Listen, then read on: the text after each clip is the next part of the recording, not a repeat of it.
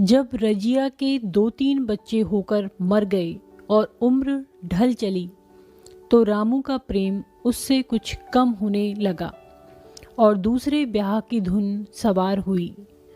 आए दिन रजिया से बेकजक होने लगी। रामू एक न एक बहाना खोजकर रजिया पर बिगड़ता और उसे मारता और अंत को वह नई स्त्री ले ही आया। इसका नाम था दासी। चंपई रंग था, बड़ी बड़ी आंखें, जवानी की उम्र। पीली कुशांगी रजिया भला इस नवयौवना के सामने क्या जचती। फिर भी वह जाते हुए स्वामित्व को जितने दिन हो सके अपने अधिकार में रखना चाहती थी। तिगड़ते हुए छप्पर को थूनियों से संभालने की चेष्टा कर रही थी। इस घर को उसने मर मर कर बनाया है, उसे सहज ही में नहीं छोड़ सकती। वह इतनी बेसमझ नहीं है कि घर छोड़कर ची चाय और दासी राज करे। एक दिन रजिया ने रामू से कहा, मेरे पास साड़ी नहीं है, जाकर ला दो। रामू उसके एक दिन पहले दासी के लिए अच्छी सी चुंदरी लाया था। रजिया की मांग सुनकर बोला, मेरे पास अभी रुपया नहीं था। रजिया को साड़ी की उतनी चाह न थी जितनी रामू और दसिया के आनंद में विघ्न डालने की। बोली, रुपए नहीं थे तो कल अपनी चहेती के लिए चुंदरी क्यों लाए? चुंदरी के बदले उसी दाम में 2 साड़ियां लाते तो एक मेरे काम न आ जाती? रामू ने स्वेच्छा भाव से कहा, मेरी इच्छा, जो चाहूंगा करूंगा। तू बोलने वाली कौन है? अभी उसके खाने खेलने के दिन है। तू चाहती है उसे अभी से नौन तेल की चिंता में डाल दूं? यह मुझसे ना होगा। तुझे ओढ़ने पहनने की साध है तो काम कर। भगवान ने क्या हाथ पैर नहीं दिए? पहले तो घड़ी रात उठकर काम धंधे में लग जाती थी, अब उसकी डाह में पहर दिन तक पड़ी रहती है, तो रुपए क्या आकाश से गिरेंगे? मैं तेरे लिए अपनी जान थोड़े ही दे दूंगा। रजिया ने कहा, तो क्या मैं उसकी लौंडी हूँ कि वह रानी की तरह पड़ी रहे और मैं घर का सारा काम करती रहूं? इतने दिनों छाती फाड़कर काम किया, उसका यह फल मिला, तो अब मेरी बला काम करने आती है। मैं जैसे रखूंगा वैसे ही तुझे रहना पड़ेगा। मेरी इच्छा होगी रहूंगी, नहीं अलग हो जाऊंगी। जो तेरी इच्छा हो कर, मेरा गला छोड़। अच्छी बात है, आज से तेरा गला छोड़ती हूँ, समझ लूंगी विधवा हो गई। रामू दिल में इतना तो समझता था कि यह गृहस्थी रजिया की जोड़ी हुई है, चाहे उसके रूप में उसके लोचन विलास के लिए आकर्षण न हो। संभव था कुछ देर के बाद वह जाकर रजिया को मना लेता, पर दासी भी कूटनीति में कुशल थी। उसने गर्म लोहे पर चोटें जमाना शुरू की। बोली, आज देवी की किस बात पर बिगड़ रही थी? रामू ने उदास मन से कहा, तेरी चुंदरी के पीछे रजिया महाभारत मचाए हुए है। अब कहती है अलग रहूंगी। मैंने कह दिया, तेरी जो इच्छा हो कर। दसिया ने आंखें मटकाकर कहा, यह सब नखरे हैं कि आकर हाथ पांव जोड़े मनावन करे और कुछ नहीं। तुम चुपचाप बैठे रहो, 2-4 दिन में आप ही गर्मी उतर जाएगी। तुम कुछ बोलना नहीं, उसका मिजाज और आसमान पर चढ़ जाएगा। रामू ने गंभीर भाव से कहा, दासी, तुम जानती हो वह कितनी घमंडन है। वह मुंह से जो बात कहती है उसे करके छोड़ती है। रजिया को भी रामू से ऐसी कृतज्ञता की आशा न थी। वह जब पहले किसी सुंदर नहीं, इसलिए रामू को अब उससे प्रेम नहीं है। पुरुष चरित्र में यह कोई असाधारण बात न थी, लेकिन रामू उससे अलग रहेगा इससे उसे विश्वास न आता था। यह घर उसी ने पैसा जोड़ जोड़ कर बनवाया। गृहस्थी भी उसी की जोड़ी हुई है। अनाज का लेन देन उसी ने शुरू किया। इस घर में आकर उसने कौन कौन से कष्ट नहीं झेले। इसलिए तो कि पौरुख थक जाने पर एक टुकड़ा चैन से खाएगी और पड़ी रहेगी, और वह आज वह इतनी निर्दयता से दूध की मक्खी की तरह निकाल कर फेंक दी गई। रामू ने इतना भी नहीं कहा, तू अलग नहीं रह पाएगी। मैं या तो खुद मर जाऊंगा या तुझे मार डालूंगा, पर तुझे अलग न होने दूंगा। तुझसे मेरा ब्याह हुआ है, हंसी ठट्टा नहीं है। तो जब रामू को उसकी परवाह नहीं है तो वह रामू को क्यों परवाह करे? क्या सभी स्त्रियों के पुरुष बैठे होते हैं? सभी के माँ बाप बेटे पोते होते हैं? आज उसके लड़के जीते होते तो मजाल थी कि यह नई स्त्री लाते और मेरी यह दुर्गति करते। इस निर्दयी को मेरे ऊपर इतनी भी दया न आई। नारी हृदय की सारी परवशता इस अत्याचार से विद्रोह करने लगी। वही आग जो मोटी लकड़ी को स्पर्श भी न कर सकती, फूस को जलाकर भस्म कर देती है। दूसरे दिन रजिया एक दूसरे गांव में चली गई। उसने अपने साथ कुछ न लिया। जो साड़ी उसकी देह पर थी वह उसकी सारी संपत्ति थी। विधाता ने उसके बालकों को पहले ही छीन लिया था, आज घर भी छीन लिया। रामू उस समय दासी के साथ बैठा हुआ आमोद विनोद कर रहा था। रजिया को जाते देखकर शायद वह समझ न सका कि वह चली जा रही है। रजिया ने यही समझा। इस तरह चोरों की भांति वह जाना न चाहती थी। वह दासी को, उसके पति को और सारे गांव को दिखा देना चाहती थी कि वह इस घर से धेले की भी चीज नहीं ले जा रही है। गांव वालों की दृष्टि में रामू का अपमान करना ही उसका लक्ष्य था। उसके चुपचाप चले जाने से तो कुछ भी न होगा। रामू उल्टा सबसे कहेगा। रजिया घर की सारी संपदा उठा ले गई। उसने रामू को पुकार कर कहा, संभालो अपना घर, मैं जाती हूँ। तुम्हारे घर की कोई भी चीज अपने साथ नहीं ले जाती। रामू एक क्षण के लिए कर्तव्य भ्रष्ट हो गया। क्या कहे, उसकी समझ में नहीं आया। उसे आशा न थी कि वह यूं जाएगी। उसने सोचा था जब वह घर ढोकर ले जाने लगेगी तब वह गांव वालों को दिखाकर उनकी सहानुभूति प्राप्त करेगा। अब क्या करे? दसिया बोली, जाकर गांव में ढिंढोरा पीटाओ, यहाँ किसी का डर नहीं है। तू अपने घर से ले ही क्या आई थी जो कुछ लेकर जाओगी? रजिया ने उसके मुंह न लगकर रामू ही से कहा, सुनते हो अपनी चहेती की बातें? फिर भी मुंह नहीं खुलता। मैं तो जाती हूँ, लेकिन दस्सो रानी, तुम भी बहुत दिन राज न करोगी। ईश्वर के दरबार में अन्याय नहीं फलता। वह बड़े बड़े घमंडियों के घमंड को चूर कर देते हैं। दसिया ठट्टा मारकर हंसी, पर रामू ने सिर झुका लिया। रजिया चली गई। रजिया जिस नए गांव में आई थी वह रामू के गांव से मिला ही हुआ था, अतएव यहाँ के लोग उससे परिचित हैं। वह कैसी कुशल गृहिणी है, कैसी मेहनती, कैसी बात की सच्ची, यह यहाँ किसी से न छिपा था। रजिया को मजूरी मिलने में कोई बाधा न हुई।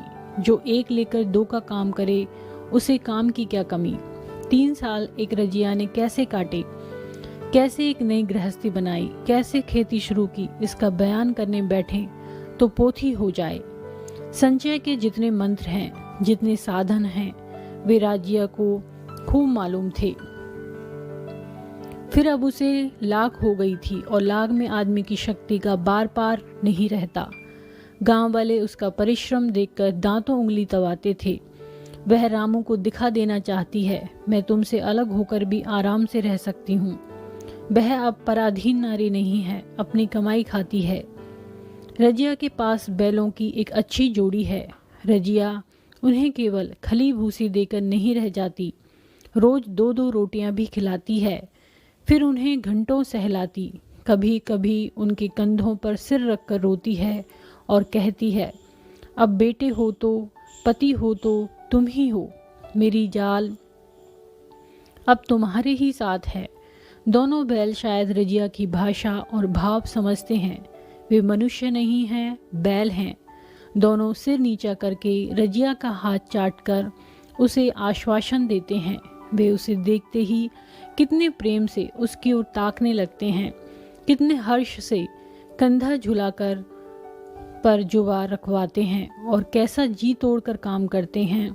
ये वे लोग समझ सकते हैं जिन्होंने बैलों की सेवा की है और उनके हृदय को अपनाया है। रजिया इस गांव की चौधराइन है। उसकी बुद्धि, जो पहले नित्य आधार खोजती रहती थी और स्वच्छंद रूप से अपना विकास न कर सकती थी, अब छाया से निकलकर प्रौढ़ और उन्नत हो गई है। एक दिन रजिया घर लौटी तो एक आदमी ने कहा, तुमने नहीं सुना चौधराइन, रामू तो बहुत बीमार है, सुना 10 लंघन हो गए हैं। रजिया ने उदासीनता से कहा, जूड़ी है क्या? जूड़ी नहीं, कोई दूसरा रोग है। बाहर खाट पर पड़ा था। मैंने पूछा, कैसा जी है रामू? तो रोने लगा, बुरा हाल है, घर में एक पैसा भी नहीं कि दवा दारू करें।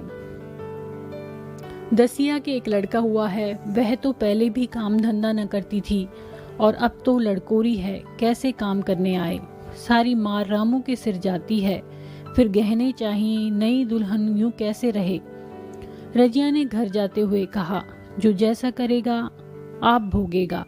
लेकिन अंदर उसका जी न लगा। वह एक क्षण में फिर बाहर आई। शायद उस आदमी से कुछ पूछना चाहती थी और इस अंदाज से पूछना चाहती थी मानो उसे कुछ भी परवाह नहीं है। पर वह आदमी चला गया था। रजिया ने पूर्व पश्चिम जा जाकर देखा, वह कहीं न मिला। तब रजिया द्वार के चौखट पर बैठ गई। इसे वे शब्द याद आए जो उसने 3 साल पहले रामू के घर से चलते समय कहे थे। उस वक्त जलन में उसने वह शाप दिया था, अब वह जलन न थी। समय ने उसे बहुत कुछ शांत कर दिया था। रामू और दासी की हीन अवस्था अब ईर्ष्या के योग्य नहीं, दया के योग्य थी। उसने सोचा, रामू को 10 लंघन हो गए हैं तो अवश्य ही उसकी दशा अच्छी न होगी। कुछ ऐसा मोटा ताजा तो पहले भी न था। 10 लंघन ने तो बिल्कुल ही खुला डाला होगा। फिर इधर खेती बाड़ी में भी टोटा ही रहा, खाने पीने को भी ठीक ठाक न मिला होगा। पड़ोसी की एक स्त्री ने आग लेने के बहाने आकर पूछा, सुना रामू बहुत बीमार है, जो जैसा करेगा वैसा पाएगा। तुम्हें इतनी बेदर्दी से निकाला कि कोई अपने बैरी को भी न निकालेगा। रजिया ने टोका, नहीं दीदी, ऐसी बात न थी, वे तो बेचारे कुछ बोले ही नहीं। मैं चली तो सिर झुका लिया। दसिया के कहने में आकर वह चाहे जो कुछ कर बैठे हों, यूं मुझे कभी कुछ नहीं कहा। किसी की बुराई क्यों करूं? फिर कौन मर्द ऐसा है जो औरतों के बस नहीं हो जाता? दसिया के कारण उनकी यह दशा हुई है। पड़ोसन ने आग न मांग मुंह फेर कर चली गई। रजिया ने कलसा और रस्सी उठाई और कुएं पर पानी खींचने गई। बैलों को सानी पानी देने की बेला आ गई थी, पर उसकी आंखें उस रास्ते की ओर लगी हुई थीं जो मलसी रामू का गांव को जाता था। कोई उसे बुलाने अवश्य आ रहा होगा। नहीं, बिना बुलाए वह कैसे जा सकती है? लोग कहेंगे, आखिर दौड़ी आई ना। मगर रामू तो अचेत पड़ा होगा। 10 लंघन थोड़े नहीं होते। उसकी देह में था ही क्या? फिर उसे कौन बुलाएगा? दसिया को क्या गरज पड़ी है? कोई दूसरा घर कर लेगी। जवान है, 100 ग्राहक निकल आवेंगे। अच्छा, वह आ तो रहा है। हाँ, आ रहा है। कुछ घबराया सा जान पड़ता है। कौन आदमी है? इसे तो कभी मलसी में नहीं देखा। मगर उस वक्त से मलसी कभी गई भी तो नहीं। 2-4 नए आदमी आकर बसे ही होंगे। बटोही चुपचाप कुएं के पास से निकला। रजिया ने कलसा जगत पर रख दिया और उसके पास जाकर बोली, रामू महतो ने भेजा है तुम्हें? अच्छा तो चलो घर, मैं तुम्हारे साथ चलती हूँ। नहीं, अभी कुछ देर है। बैलों को सानी पानी देना है, दिया बत्ती करनी है। तुम्हें रुपए दे दूं, जाकर दसिया को दे देना। कह देना कोई काम हो तो बुला भेजें। बटोही रामू को क्या जाने, किसी दूसरे गांव का रहने वाला था। पहले तो चकराया, फिर समझ गया। चुपके से रजिया के साथ चला गया और रुपए लेकर लंबा हुआ। चलते चलते रजिया ने पूछा, अब क्या हाल है उनका? बटोही ने अटकल से कहा, अब तो कुछ संभल रहे हैं। दसिया बहुत रो धो तो नहीं रही है? रोती तो नहीं थी, वह क्यों रोएगी? मालूम होगा पीछे। बटोही चला गया तो रजिया ने बैलों को सानी पानी कर किया, पर मन रामू ही की ओर लगा हुआ था। स्नेह स्मृतियां छोटी छोटी तारिकाओं की भांति मन में उदित होती जाती थी। एक बार जब वह बीमार पड़ी थी, वह बात याद आई। 10 साल हो गए, वह कैसे रात दिन उसके सिरहाने पर बैठा रहता था। खाना पीना तक भूल गया था। उसके मन में आया, क्यों न चलकर देख ही आवे, कोई क्या कहेगा, किसका मुंह है जो कुछ कहे। चोरी करने नहीं जा रही हूँ, उस आदमी के पास जा रही हूँ जिसके पास 15-20 साल ही हूँ। दसिया नाक से कोड़ेगी, मुझे उससे क्या मतलब। रजिया ने किवाड़ बंद किए, घर मजूर को सहेजा और रामू को देखने चली, कांपती झिझकती, क्षमा का दान लिए हुए। रामू को थोड़े ही दिनों में मालूम हो गया था कि उसके घर की आत्मा निकल गई और वह चाहे कितना जोर करे, कितना ही सिर खपाए, उसमें स्फूर्ति नहीं आती। दासी सुंदरी थी, शौकीन थी और फुअर थी। जब पहला नशा उतरा तो ठाएं ठाएं शुरू हुई। खेती की उपज कम होने लगी और जो होती थी भी वह ऊट पटांग खर्च होती थी। ऋण लेना पड़ता था। इसी चिंता और शोक में उसका स्वास्थ्य बिगड़ने लगा। शुरू में कुछ परवाह न की, परवाह करके करता ही क्या। घर में पैसे न थे। अताइयों की चिकित्सा ने बीमारी की जड़ और मजबूत कर दी और आज 10-12 दिन से उसका दाना पानी छूट गया था। मौत के इंतजार में खाट पर पड़ा करा रहा था और अब वह दशा हो गई थी जब हम भविष्य से निश्चिंत होकर अतीत में विश्वास करते हैं। जैसे कोई गाड़ी आगे का रास्ता बंद पाकर पीछे लौटे। रजिया को याद करके वह बार बार रोता और दासी को कोसता, तेरे ही कारण मैंने उसे घर से निकाला। वह क्या गई, लक्ष्मी चली गई। मैं जानता हूँ अब भी बुलाऊं तो दौड़ी आएगी, लेकिन बुलाऊं किस मुंह से। एक बार वह आ जाती और उससे अपने अपराध क्षमा करा लेती, फिर मैं खुशी से मरता। और लालसा नहीं है। सहसा रजिया ने आकर उसके माथे पर हाथ रखते हुए पूछा, कैसा जी है तुम्हारा? मुझे तो आज ही हाल मिला। रामू ने सजल नेत्रों से उसे देखा पर कुछ कह न सका। दोनों हाथ जोड़कर उसे प्रणाम किया पर हाथ जुड़े ही रह गए और आंखें उलट गई। लाश घर में पड़ी थी। रजिया रोती थी, दसिया चिंतित थी। घर में रुपए का नाम नहीं, लकड़ी तो चाहिए ही, उठाने वाले भी जलपान करेंगे ही। कफन के बगैर लाश उठेगी कैसे? 10 से कम का खर्च न था। यहाँ घर में 10 पैसे भी नहीं। डर रही थी कि आज गहन आफत आई। ऐसी कीमती भारी गहने ही कौन थे? किसान की विसात ही क्या, 2-3 नग बेचने से 10 मिल जाएंगे। मगर और हो ही क्या सकता है। उसने चौधरी के लड़के को बुलाकर कहा, देवर जी, यह बेड़ा कैसे पार लागे? गांव में कोई धेले का भी विश्वास करने वाला नहीं। मेरे गहने हैं, चौधरी से कहो इन्हें गिरोह रखकर आज का काम चलाए, फिर भगवान मालिक है। रजिया से क्यों नहीं मांग लेती? सहसा रजिया आंखें पोंछती हुई आ निकली। कान में भनक पड़ी। पूछा, क्या है जोखू, क्या सलाह कर रहे हो? अब मट्टी उठाओगे कि सलाह की बेला है? हाँ, उसी का सरंजाम कर रहा हूँ। रुपए पैसे तो यहाँ होंगे नहीं, बीमारी में खर्च हो गए होंगे। इस बेचारी को तो बीच मझधार में लाकर छोड़ दिया।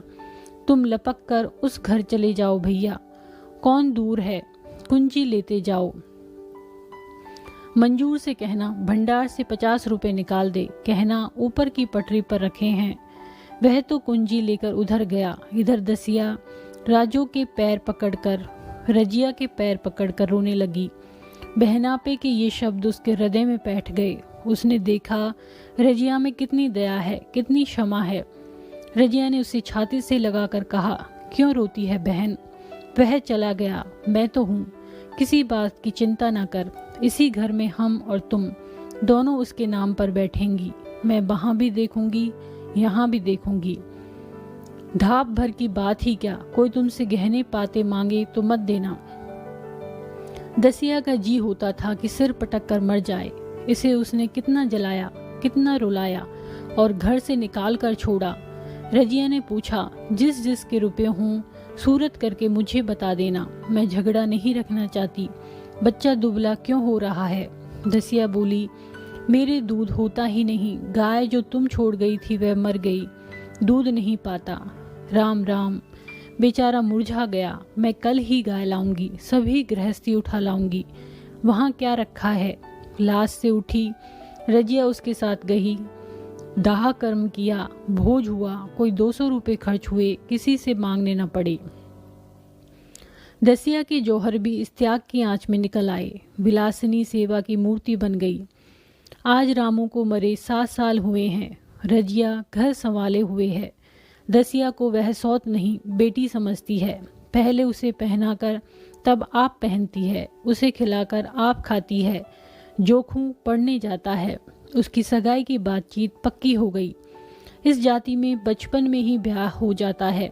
दसिया ने कहा, बहन गहने बनवा कर क्या करोगी, मेरे गहने तो धरे ही हैं। रजिया ने कहा, नहीं री, उसके लिए नए गहने बनवाऊंगी। अभी तो मेरा हाथ चलता है, जब थक जाऊं तो जो चाहे करना। तेरे अभी पहनने ओढ़ने के दिन हैं, तू अपने गहने रहने दे। नाइन ठकोर सुहाती करके बोली, आज जोखों के बाप होते तो कुछ और ही बात होती। रजिया ने कहा, वे नहीं हैं तो मैं तो हूँ। वे जितना करते मैं उसका दूना करूँगी। जब मैं मर जाऊँ तब कहना जोखों का बाप नहीं है। ब्याह के दिन दसिया को रोते देख रजिया ने कहा, बहू तुम क्यों रोती हो, अभी तो मैं जीती हूँ। घर तुम्हारा है, जैसे चाहो रहो। मुझे एक रोटी दे दो बस। और मुझे क्या करना है, मेरा आदमी मर गया, तुम्हारा तो अभी जीता है।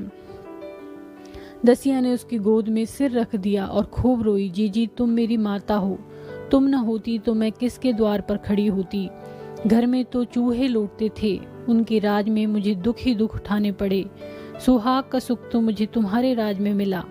मैं दुख से नहीं रोती, रोती हूँ भगवान की दया पर कि कहाँ मैं और कहाँ यह खुशहाली। रजिया मुस्कुरा कर रो दी। यदि वीडियो आपको पसंद आता है तो इसको लाइक करें, चैनल को सब्सक्राइब करें, कमेंट करें और शेयर करें। धन्यवाद।